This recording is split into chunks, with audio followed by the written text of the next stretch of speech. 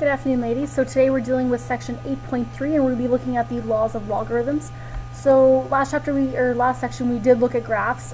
We were doing transformations on logarithms, but now we're just going to take a step back away. We're not going to look at graphs, and we're just going to talk about some laws of logarithms. And there's three that we're going to talk about today. We're going to talk about the product law, the quotient law, and the power law. Okay? So to start, let's look at our first one there. So here we have the product law. And so suppose we had some sort of log function.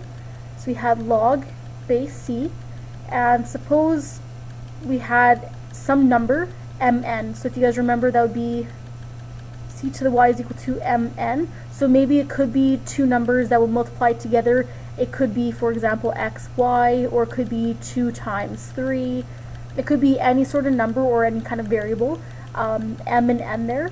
So, and what we can do is, say maybe it's really complicated, what we can do is we can break this down and make it a lot more simple by using this product law. And so what this law here states that when we have m and n multiplying together in our logarithmic function, we can rewrite this as the log of base c m plus the log of base c n.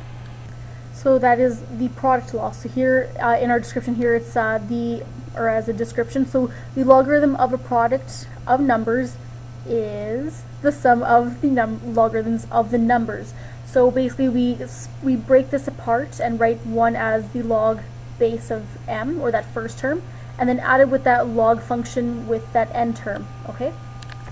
So the next one is our quotient law. So that one, say we had some sort of logarithmic function, log base c, m divide that by n, that there is equal to, and if you guys can guess, if with the product we added the two logarithmic functions, now with the quotient we're going to be subtracting the two. So we'll have the log of base c, and m is the first one, it's in the numerator, then we subtract it by the log function of the numerator, so, or the denominator, sorry, so that would be n, or that n term there.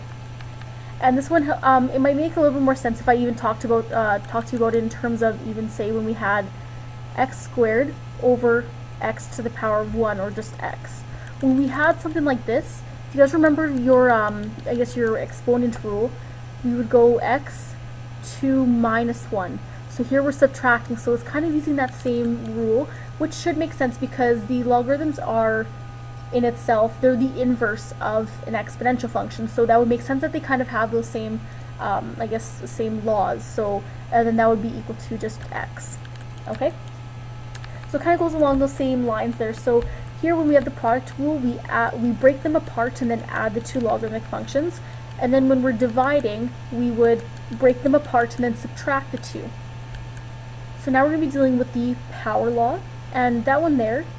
So suppose we had some sort of logarithmic function, log base c, m, and we had, say, an exponent or a power of p.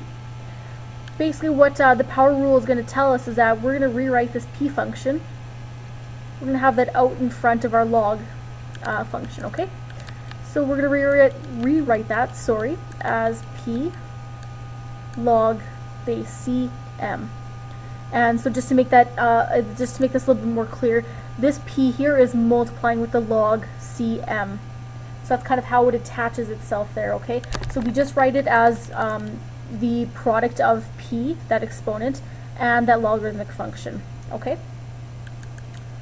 So those are the three laws that we'll be looking at today. So we're going to move on to some examples here, where we're going to be expanding, we're going to be solving and simplifying using these three laws. So you're going to see that they kind of make life a lot more easier, especially when you're dealing with really complicated logarithmic functions. So we'll go down to our first example then. And for example number 1 here, I'm going to actually expand our little my little window here, just so that way I can keep my products off to the left hand, or I'll give our laws on the left hand side, and then that way we can keep referring back to them, okay? Alright, so hopefully they didn't change a whole lot there, but as we can see, I kept our little laws off to the side, right over here. So I want to keep referring back to these while we're doing these examples, okay? So for the first example here, we need to expand each expression using the laws of logarithm. And here our first one here we had the log of base 4 x cubed y, divide that by 4z. So our first step here, so we want to expand, so we want to simplify. So what we're going to do is we're going to get each of these terms in their own logarithmic function, and it's going to look a whole lot nicer that way, okay? Alright, so starting off, it doesn't matter really where you go, but if I can give you this hint, the easiest way to start is let's get rid of this division. So let's simplify using our quotient. So here we would write, looking at our rules over here, m would be x cubed y, and n would be 4z. So let's rewrite that using our quotient law there, okay? So here we have the log base 4, so remember those bases stay the same, of m, which would be x cubed y, subtract, because we're dividing, that's our quotient law, that'd be the log of base 4, 4z. Okay. Then from here we want to get rid of, or I guess we want to break this up even more, so then our next step is, and this will be the easiest way, is to do our product rule. It gets a little bit confusing because of this exponent, so what you would do is first we're going to break this up by using the product rule, then we're going to do the exponent. We can't do the exponent yet because they both have to have that same exponent, so that's why we're going to use our product first.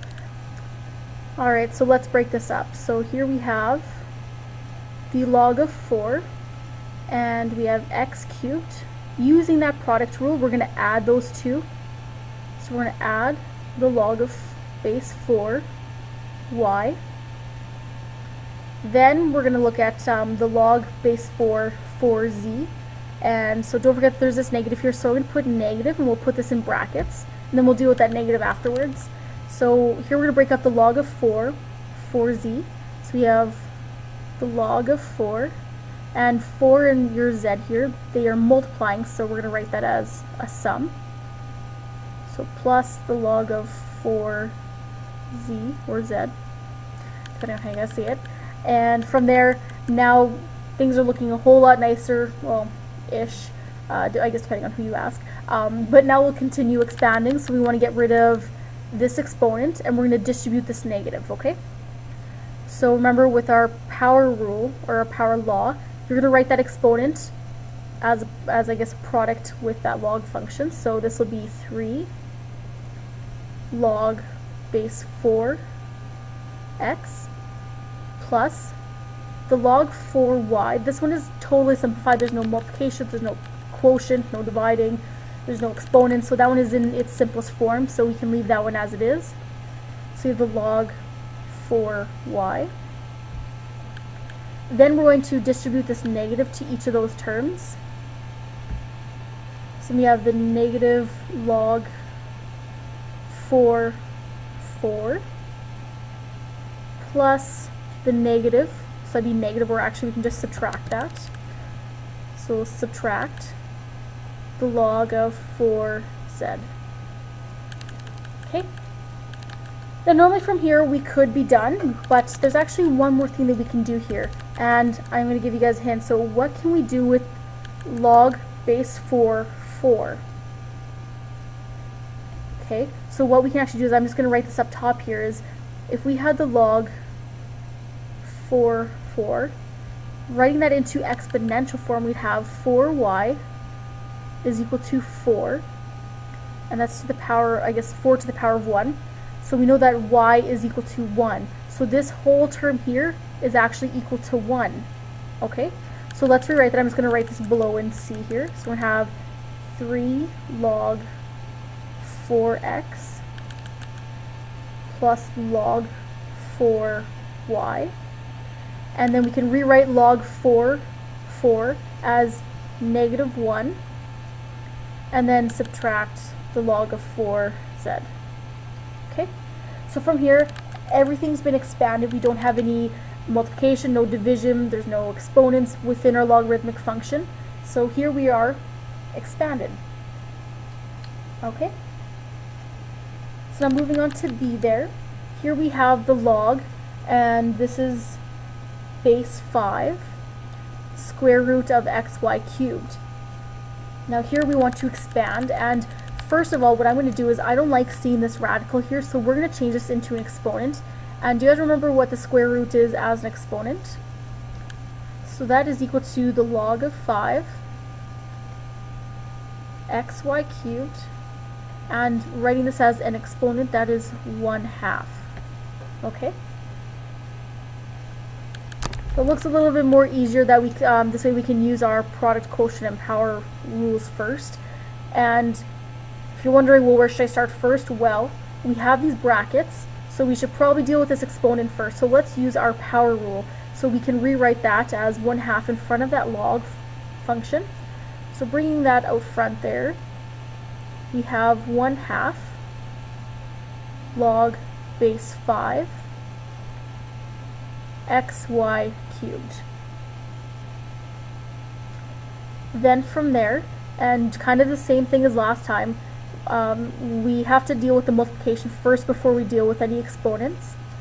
So what we're going to do is we're going to use our multiplication or the product law, and we'll rewrite x and y. And one thing that's really important is make sure you bring this 1/2. This needs to apply to both of those terms, okay? So we have 1/2 log base 5 x, then we're adding, because it's the product law, and 1/2 log 5 y cubed. Okay, so make sure this 1/2 applies to both of those log functions, okay, when you break it up. Then our last step, x here is, or I guess this first log function is as fully expanded as we can get. There's no multiplication, there's no division, there's no exponents. This one's fine. But looking at our second one, here we have an exponent of 3, so we need to rewrite that using our power law. So we have 1/2 log 5 x plus, and when we bring this out front, this here is going to be multiplying with this term here. So it's going to be 3 times 1/2, which is 3/2, log 5y. Okay? So from here you can double check, is there any multiplication, is there any division, do any of these terms here have exponents? And as we can see, it's all fully expanded, so we are done with that question there. I'm just going to quickly erase this here so we can complete C. And actually we're getting up to kind of our time mark there, so we're going to stop and change to video number 2.